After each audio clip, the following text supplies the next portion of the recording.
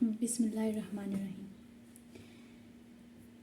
सबसे first scenario है 45-year-old male non-hypertensive presented with 3 hours history of sudden onset severe central chest pain radiating to jaw and left arm with profuse sweating and breathlessness. On examination he looks pale, dyspneic, in severe agony with pain. His pulse is 110 per minute, regular blood pressure 100/70 millimeter of mercury. Examination of chest reveals bilateral basal clefts. ECG shows ST segment elevation in lead 1, AVL V1 to V4. What is your diagnosis? Write 3 important investigation which are essential to perform the diagnosis and find out extent of the disease. Write down 8 urgent steps of emergency management in this case. सबसे पहले इस scenario में जो important points हैं जो इसको differentiate करते हैं दूसरे पॉइंट से, दूसरे जो डिफरेंशियल डायग्नोसिस के लिए ज़रूरी है, जैसे कि कैसे डिफ्रेंशिएट करेंगे हम इसको एंजाइना से, कंजेस्टिव हार्ट फेलियर से। जो एंजाइना है उसमें जो होती है ना हिस्ट्री, वो होती है उस सिनेरियो में बताते हैं कि जो पेशेंट है वो रेस्ट पे वो ठीक हो जाता है, उसको इतनी देर के लिए पेन होता है और जब चलता फिरता है तो ज़्यादा होता है, ठीक है। उसमें ये हिस्ट्री ज़्यादा इंपॉर्टेंट होती है, ठीक है। इसमें क्या है कि जो पेन है स्वेयर सेंट्रल चेस्ट पेन है और इसमें एक्यूट हिस्ट्री होती है 3 आवर्स की, ठीक है। 3 आवर्स जो कि पेन है वो रेडिएट करे जॉ और लेफ्ट आर्म पे बहुत ज़्यादा स्वेटिंग है और ब्रेथलेसनेस है, ठीक है। अब इसको कंजेस्टिव हार्ट फेलियर से कैसे करेंगे कि उसमें वो भी हिस्ट्री होगी कि जो बंदा जब सोता है तो उसे जो है सांस नहीं आती हो तो उसे लेटने में मुश्किल होती है और फिर वो उठ के बैठ जाता है तो वो बेहतर फील करता है, ठीक है।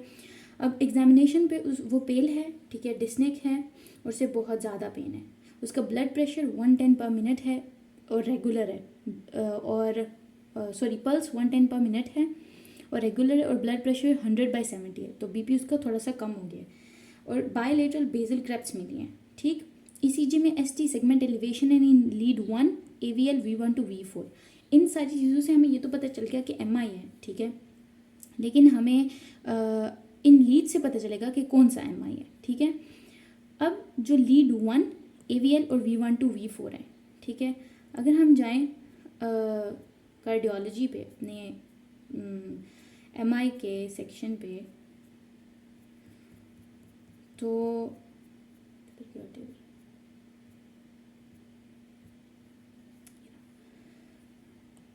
इसमें क्या है कि लीड 1, AVL और V1 to V4, जो V3 और V4 लीड है ना वो हमें बताती है कि एंटीरियर सेगमेंट की इन्वॉल्वमेंट है।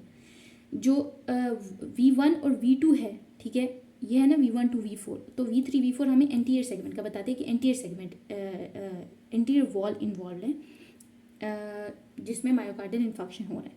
V1 और V2 बता रहे हैं कि सेप्टम इन्वॉल्व हो रहा है हार्ट का और V1 और AVL जो है वो लेटरल साइड बताते हैं। तो जब ये तीनों होगी एंटीरियर, सेप्टल और लेटरल, तो हम क्या कहेंगे कि ये एक्सटेंसिव एंटीरियर वॉल MI है, ठीक है। अब 3 इंपॉर्टेंट इन्वेस्टिगेशन क्या है इसको कंफर्म करने के लिए डायग्नोसिस को। इन्वेस्टिगेशन हम ECG करेंगे जो कि हमें बताएगा कि कौन सा पार्ट ऑफ हार्ट इन्वॉल्व है। कार्डिक बायोमार्कर्स करेंगे जो कि हमें ये बताएगा कि कितने घंटे हो गए MI को स्टार्ट हुए। CKMB करेंगे, ट्रोपोनिन T और I करेंगे, ठीक है, और चेस्ट एक्सरे करेंगे, ठीक। अब उन्होंने कहा है कि अर्जेंट स्टेप्स क्या है मैनेजमेंट के, तो हमने क्या करना है, पेशेंट को एडमिट करना है, IV लाइन इस्टेब्लिश करनी है, सप्लीमेंटल ऑक्सीजन देनी है हाइपोक्सिया के लिए, ठीक है। फिर हमने उसको एंटीथ्रोम्बोटिक्स देने हैं, एस्पिरिन P2Y12 इनहिबिटर्स, ठीक है, एंटी एंजाइनल देने हैं, beta blockers, ACE inhibitors, statins और नाइट्रेट्स, एनाल्जेसिया देना है, मॉर्फिन देनी है, ठीक है। एंटीकोगुलेशन के लिए हम हेपेरिन देंगे और किसी केसेस में अगर रिवेस्कुलराइजेशन करनी पड़ जाए तो हम स्ट्रेप्टोकाइनेज और एक्टिनोकाइनेज देते हैं। अच्छा, तो दूसरा क्वेश्चन है, अ 50-year-old male presented in emergency with severe central constricting chest pain radiating to left arm and lower jaw. There is associated profuse sweating. His blood pressure is 90/60 per millimeter of mercury. Pulse जो है वो 90 पर minute है, regular है। ECG में ST segment elevation मिली है, किन Leeds में, लीड 2 में, 3 में और AVF में। हमें जो AVF है ना इससे पता चलता है कि जो हार्ट है उसको नीचे से जो देखने वाली लीड है ना वो AVF होती है, ठीक है। तो वो इन्फीरियर साइड ऑफ हार्ट को दिखती है, इसलिए ये बहुत इजी इसको डायग्नोज करना कि ये इन्फीरियर वॉल MI है, ठीक है। अब जो डिफरेंस है मेनली कन्फ्यूजन किस में होती है कि इन्फीरियर वॉल MI को हम पोस्टीरियर वॉल MI से कैसे डिफरेंशिएट करेंगे। अगर हम यहाँ पे देखें तो जो पोस्टीरियर वॉल MI है उसको जो लीड्स हैं वो V1 to V4 देखती है और जो इन्फीरियर वॉल एम आई है उसको लीड 2, 3 और AVF देखती है, ठीक है।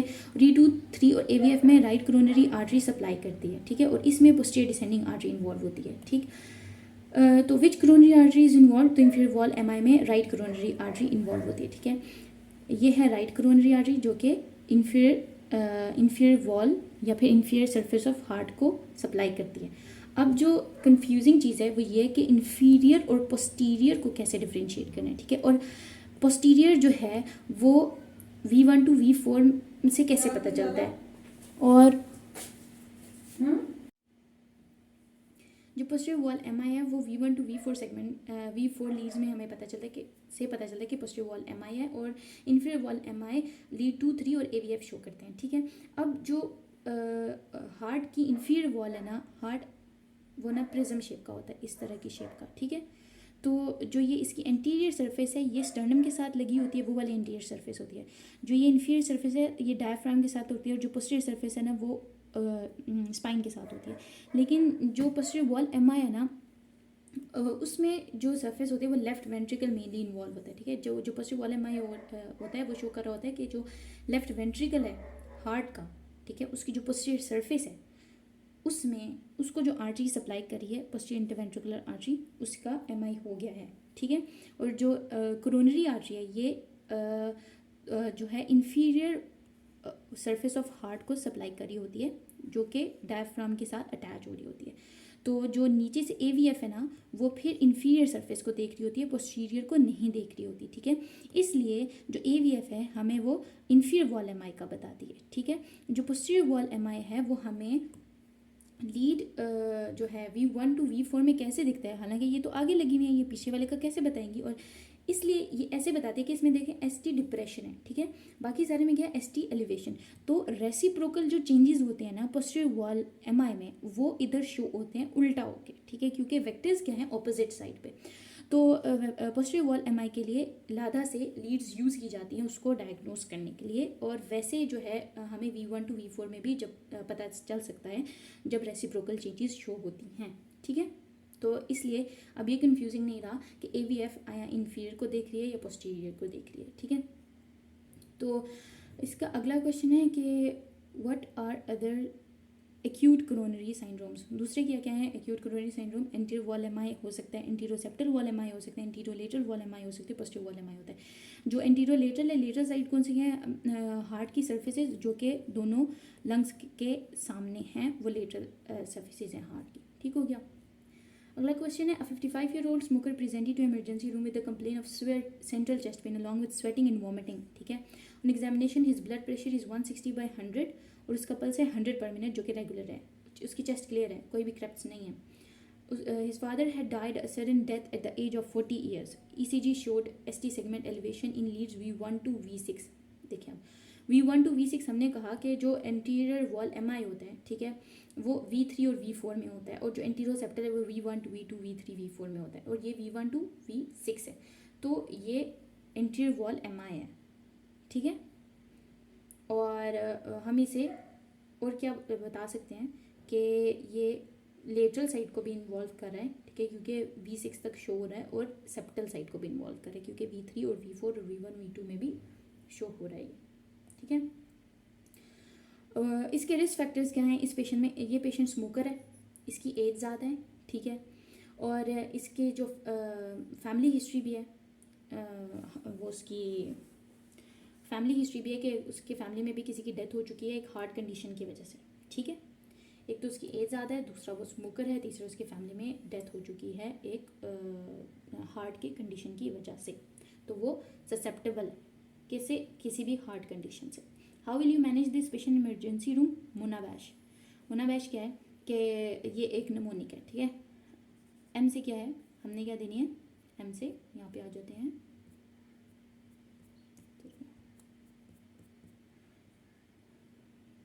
ये रहा, M से है मोर्फिन, ठीक है। और उसके बाद मोना नाइट्रेट्स,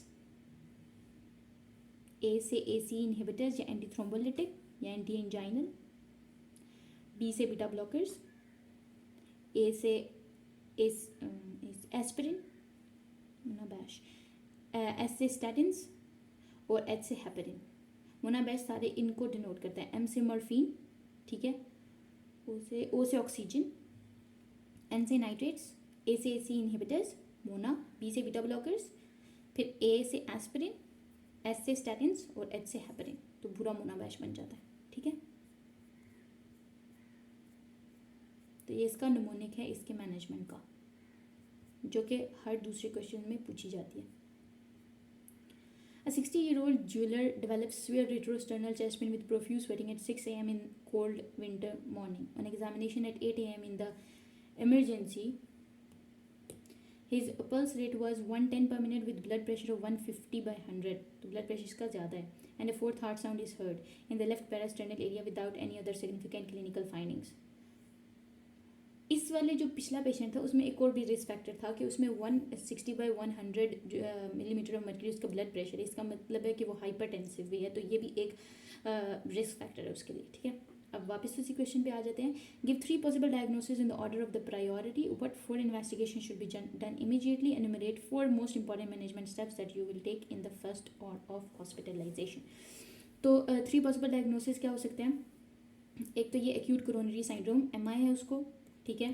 दूसरा एयोटिक डाइसेक्शन में भी ऐसी पिक्चर आती है और पल्मोनरी एम्बोलिज्म में भी किसी हद तक ऐसी ही पिक्चर आती है। What 4 investigation should be done immediately, हमने कौन कौन सी इन्वेस्टिगेशन करनी है? ECG करनी है, कार्डिक बायोमार्कर्स करने हैं, चेस्ट एक्सरे करना है और एको करानी है। Enumerate 4 most important management steps जो कि हम करेंगे in the first order of hospitalization. हमने स्टेबलाइज करना है उसको, पेशेंट को एडमिट करना है, उसको ऑक्सीजन थेरेपी देनी है, मॉनिटर करना है, फिर पेन की मैनेजमेंट करनी है, एंटी इस्केमिक ट्रीटमेंट देना है, एंटी थ्रोम्बोटिक थेरेपी देनी है और रैपिड ट्राइएज फॉर रीपरफ्यूजिंग। ठीक हो गया।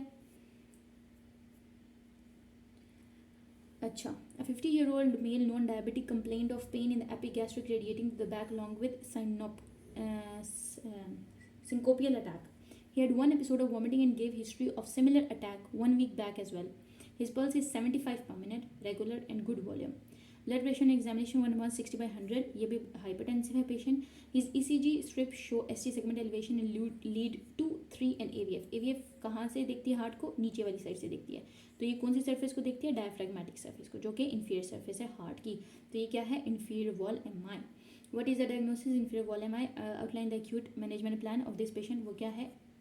acute management plan मोनाबैश, ठीक है। Morphine, oxygen, nitrates, aspirin, beta blockers, AC inhibitors, statins और heparin. 58-year-old male smoker complained of pain in the epigastrium radiating to the back accompanied by pallor and cold sweats. He had one episode of vomiting and gave history of similar attacks of pain,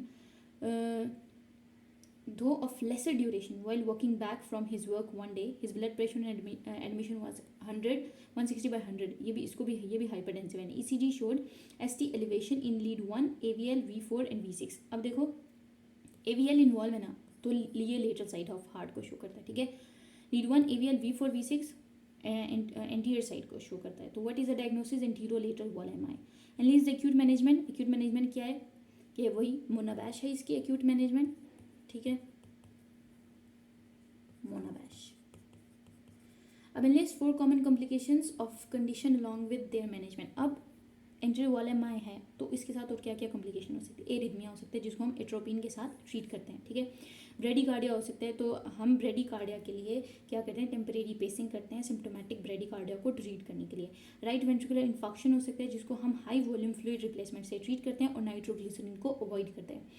ventricular free wall rupture हो सकता है जिसे हम पेरिकार्डियोसेंटीसिस, आइनोट्रोप्स और surgery से treat करते हैं। एक एरिथमिया के साथ ही ब्रेडिकार्डिया आ गया, ठीक है, इन्फेक्शन हो गया, ठीक है, जिसको हम हाई वॉल्यूम रिप्लेसमेंट से ट्रीट करते हैं, और वेंट्रिकुलर फ्री वॉल रप्चर, ठीक है। 4 चीज़ें, arrhythmia, bradycardia, right ventricular infection और ventricular free wall rupture. Okay, thank you.